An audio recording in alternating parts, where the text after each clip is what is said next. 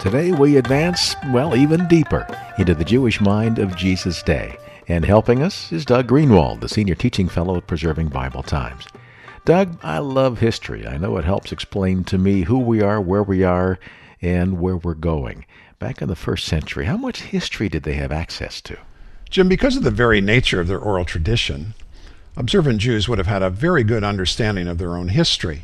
For example, on Palm Sunday, when Jesus rode a donkey from Bethphage on the Mount of Olives down into the Kidron Valley, most in that crowd would have had a historical flashback to Solomon, who did exactly the same thing when he was crowned king some 700 years earlier. In Luke 7, when Jesus brings the just died son of the widow of Nain back to life, most would have seen the historical parallel to Elisha in 2 Kings 4, who did the same thing in essentially the same place with a Shunammite woman many years before. Here's another example. One day Jesus stood on the top of the Mount of Olives with his disciples and talked about a faith that can move a mountain.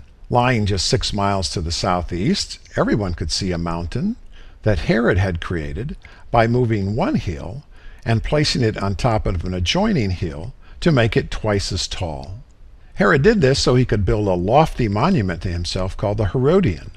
And part of what Jesus is saying in that passage is that you know what man can do to move a mountain. Imagine what God can do.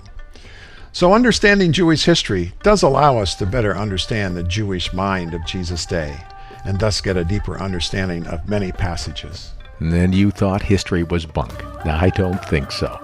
How about a visit to preservingbibletimes.org and a trip back here next time on Digging Deeper. We'll see you then.